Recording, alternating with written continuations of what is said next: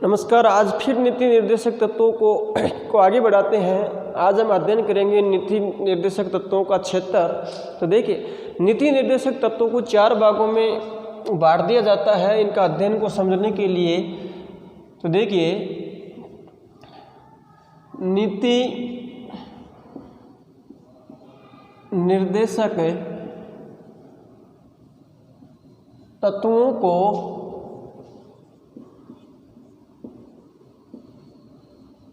अध्ययन के आधार पर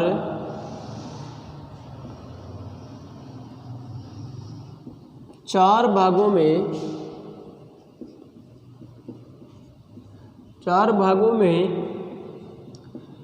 बांटा जाता है। सबसे पहला जो क्षेत्र है आर्थिक सुरक्षा से संबंधित नीति निर्देशक तत्व।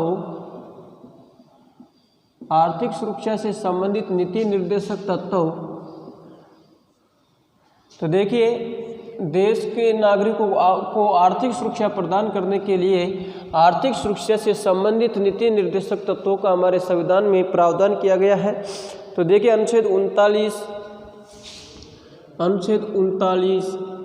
41 इसका हम अध्ययन कर चुके हैं कि 39 में क्या है, 41 में क्या है, 42 में क्या है और 43 में क्या है। ये तीनों जो चारों अनुच्छेद हैं, ये किससे संबंधित है? आर्थिक सुरक्षा से संबंधित। ये प्रत्येक व्यक्ति को चारों ये अनुच्छेद है 39, 41, 42, 43 ये क्या प्रदान करते हैं? आर्थिक सुरक्षा प्रदान करते हैं। ठीक है। दूसरा क्षेत्र है सामाजिक सुरक्षा तथा शिक्षा संबंधी नीति निर्देशक तत्व। सामाजिक सुरक्षा एवं शिक्षा से संबंधित निर्देशक तत्व। तो देखिए, सामाजिक सुरक्षा, हमारे देश के प्रत्येक व्यक्ति को सामाजिक सुरक्षा एवं शिक्षा प्रदान करने के लिए नीति निर्देशक तत्व प्रदान किए गए हैं। तो देखिए, ये क्यों प्रदान किए गए हैं कि लोगों का शैक्षिक स्तर किस प्रकार से ऊंचा उठे, लोगों का जो समाज में जो सामाजिक स्तर वो कैसे ऊंचा उठे। तो देखिए, 44, 44, 45, 46, 47, 48 जो ये अनुच्छेद है, ये किससे संबंधित है? शिक्षा और सामाजिक सुरक्षा से संबंधित नीति निर्देशक तत्वों से संबंधित है। 44 जिसका हम अध्ययन कर चुके हैं। 44 में क्या है? एकल सिविल व्यवस्था का जो प्रावधान है कि किसी सभी धर्मों को लोगों को किसी प्रकार का नियम कानून के आधार पर भेदभाव नहीं होगा। उत्तराधिकार का मामला हो, चाहे तलाक का मामला हो, विवाह का मामला हो, सभी के लिए एक जैसे समान कानून होगा। अनुच्छेद 45 में शिक्षा का अधिकार है। ठीक है। 46 में ST SC के जो बच्चे हैं उनको छात्रवृत्ति की व्यवस्था है शैक्षिक स्तर को ऊंचा उठाने के लिए। 47 में जो जीवन स्तर को ऊंचा किस प्रकार से उठाया जाता है इसका प्रावधान है। और 48 में कृषि और पशुपालन की व्यवस्था की गई है। तो सामाजिक सुरक्षा और शिक्षा से संबंधित नीति निर्देशक तत्व कौन कौन से अनुच्छेद में है? 44, 45, 46, 47, 48। अगला क्षेत्र इनको जो बांटा, हम अपनी ये चर्चा क्यों कर रहे हैं? जैसे प्रश्न आ जाता है कि नीति निर्देशक तत्वों की विवेचना कीजिए, बड़ा प्रश्न आपके आ जाता है 6 नंबर में। तो उसमें आप क्या करेंगे? सबसे पहले लिखेंगे नीति निर्देशक से क्या है। तो मैंने शुरू में बढ़ा दिया कि नीति निर्देशक तत्व क्या होते हैं। तो नीति निर्देशक तत्व भारतीय संविधान की एक अनोखी विशेषता है। ये जन कल्याणकारी अर्थात वेलफेयर राज्य की स्थापना करना चाहते हैं। इनका प्रावधान भाग 4 अनुच्छेद 36 से 51 तक किया गया है। ये नीति निर्देशक तत्व देश का शैक्षणिक, सामाजिक, आर्थिक विकास करने में योगदान देते हैं। ये सरकार की नीतियां बनाने में, अनुसरण करने में महत्वपूर्ण भूमिका निभाते हैं। इनको नीति निर्देशक तत्वों को अध्ययन के आधार पर 4 भागों में बांटा जाता है। आर्थिक सुरक्षा से संबंधित नीति निर्देशक तत्व, तो लिख देना कि भारत के लोगों को आर्थिक सुरक्षा प्रदान करने के लिए नीति निर्देशक तत्व प्रदान किए गए हैं। जो अनुच्छेद आर्थिक सुरक्षा से संबंधित नीति निर्देशक तत्वों का प्रावधान 39, 41, 42 और 43 में है।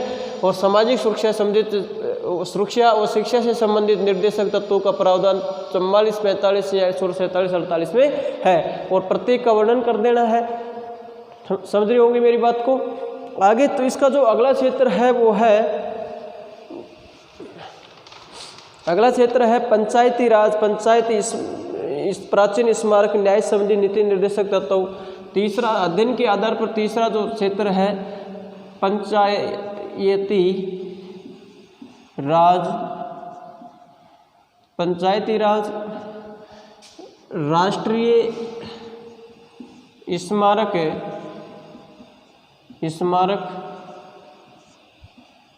पंचायती राज राष्ट्रीय स्मारक है। और आगे देखते हैं न्याय संबंधी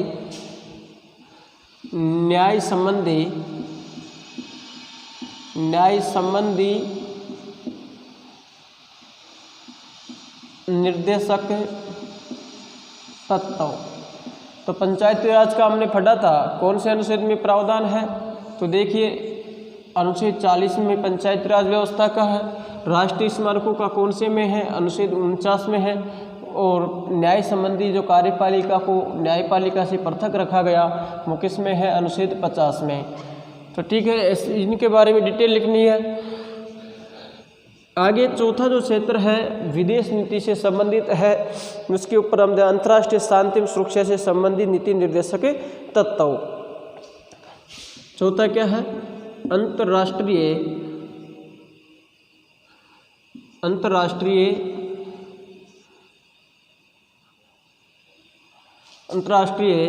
सुरक्षा, अंतर्राष्ट्रीय शांति एवं सुरक्षा से संबंधित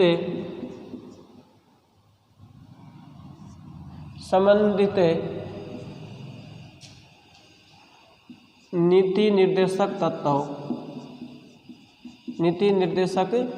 तत्व। कौन से अनुच्छेद में है ये? अनुच्छेद 51 में। और अनुच्छेद 51 किससे संबंधित है? विदेश नीति से संबंधित है। क्या प्रावधान किया गया है अनुच्छेद 51 में?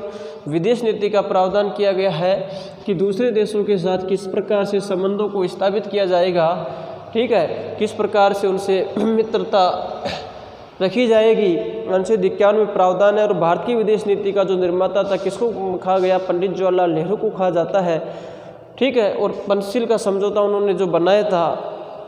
तो देखिए अंतर्राष्ट्रीय, इसमें अनुच्छेद 51 अंतर्राष्ट्रीय शांति सुरक्षा से संबंधित निर्देशों को अनुच्छेद 51 में शामिल किया गया। कहने का मतलब ये है कि जो हमारा देश है विश्व में शांति स्थापित करने का प्रयास करेगा और सुरक्षा के क्षेत्र में अभिवृद्धि का प्रयास करेगा, किसी प्रकार की अशांति नहीं फैलाएगा। लेकिन भारत के मामले में कोई दूसरा देश हस्तक्षेप करता है तो उसे बर्दाश्त नहीं करेगा। यह अनुच्छेद 51 में प्रावधान किया गया है, ठीक है। आगे हम बात करते हैं कि मौलिक अधिकार और नीति निर्देशक तत्वों में क्या अंतर है, इस पर हम चर्चा कर लेते हैं। तो देखिए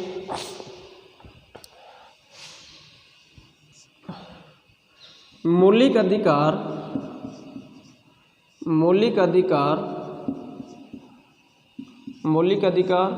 एवं नीति निर्देशक तत्वों में अंतर, इन दोनों में क्या अंतर है इसके ऊपर चर्चा करते हैं। तो देखिए पहला अंतर तो यही है कि मौलिक अधिकार वाद योग्य है, नीति निर्देशक तत्व क्या नहीं है? वाद योग्य नहीं है। तो देखिए बच्चों, मूल अधिकार एवं नीति निर्देशक तत्व दोनों ही नागरिकों के कल्याण और विकास से संबंधित है। हम सबसे पहले लिख देंगे कि नीति निर्देशक तत्व निर्देशक तत्व, मौलिक अधिकार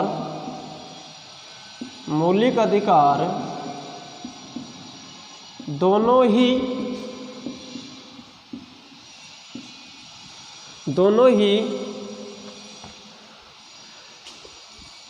नीति निर्देशक तत्व, मौलिक अधिकार दोनों ही नागरिकों के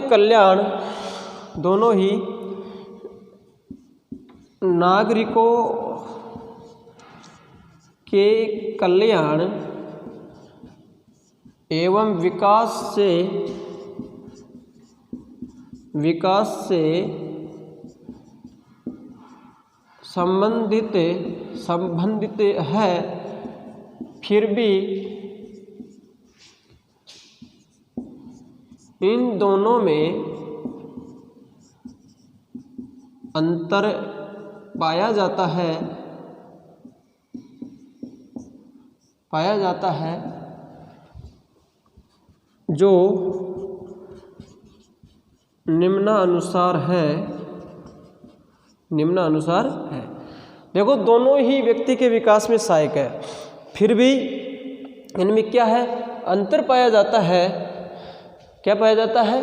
अंतर पाया जाता है। इसके ऊपर हम चर्चा करते हैं। तो देखिए, पहला अंतर क्या है, मौलिक अधिकार तो क्या होते हैं, वादी योग्य होते हैं, जबकि नीति निर्देशक तत्व वादी योग्य नहीं होते हैं। नीति निर्देशक तत्व क्या नहीं होते हैं, वादी योग्य। क्यों नहीं होते हैं वादी योग्य? क्योंकि इनका हनन होने पर हम न्यायालय की शरण में नहीं जा सकते हैं। कहाँ नहीं जा सकते हैं? न्यायालय की शरण में नहीं जा सकते हैं। इसलिए इनको क्या कहा जाता है, वाद योग्य नहीं कहा जाता है। तो देखिए, दोनों में पहला अंतर है मौलिक अधिकार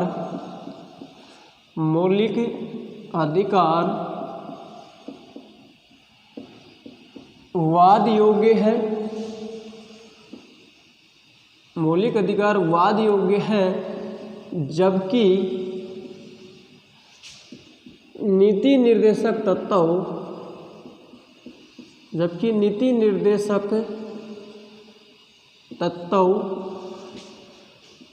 वाद योग्य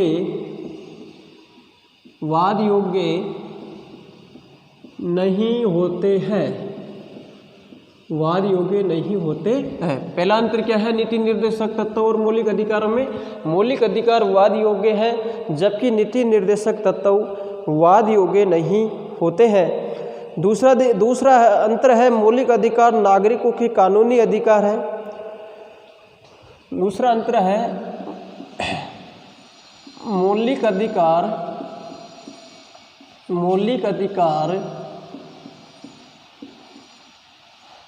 अधिकार नागरिकों के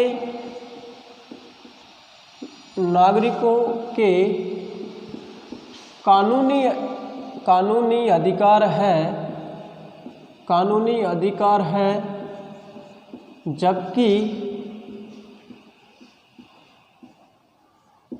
नीति निर्देशक तत्व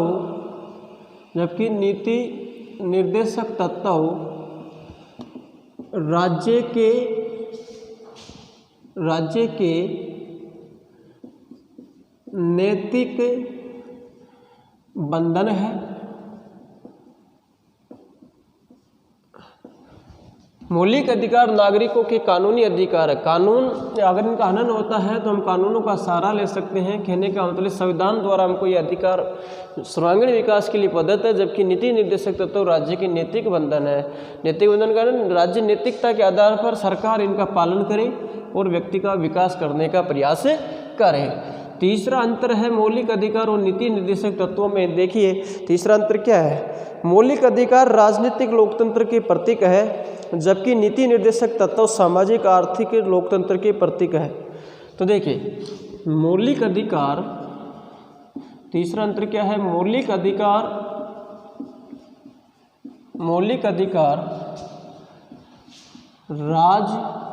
राजनीतिक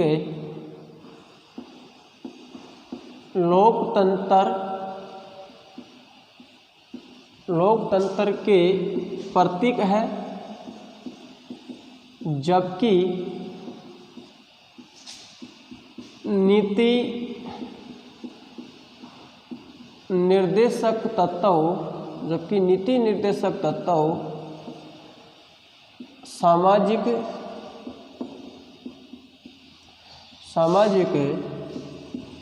आर्थिक लोकतंत्र के प्रतीक है। लोकतंत्र के प्रतीक है। मौलिक अधिकार राजनीतिक लोकतंत्र के प्रतीक है, और जबकि नीति निर्देशक तत्व सामाजिक आर्थिक लोकतंत्र के प्रतीक है। आगे बात आती है, चौथा अंतर है मौलिक अधिकार नागरिकों को व्यक्तिगत अधिकार है, जबकि नीति निर्देशक तत्व सरकार के मार्गदर्शक है। चौथा अंतर क्या है बच्चों? मौलिक अधिकार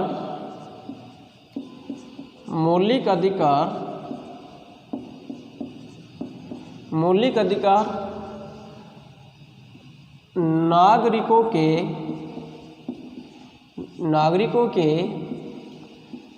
व्यक्तिगत अधिकार है, जबकि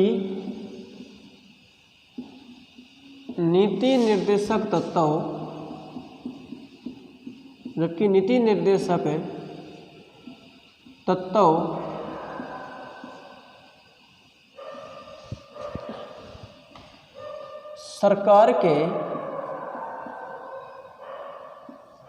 सरकार के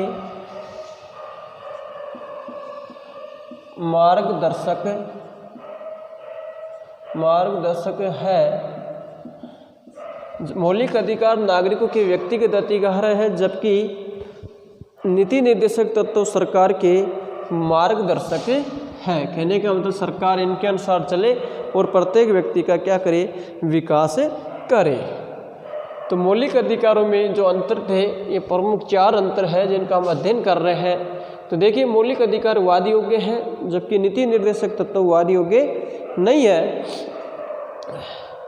मौलिक अधिकार नागरिकों की कानूनी अधिकार है, जबकि नीति निर्देशक तत्व राज्य की नैतिक बंधन है।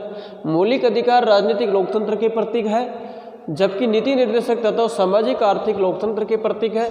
मौलिक अधिकार नागरिकों के व्यक्तिगत अधिकार है, जबकि नीति निर्देशक तत्व सरकार के मार्गदर्शक है।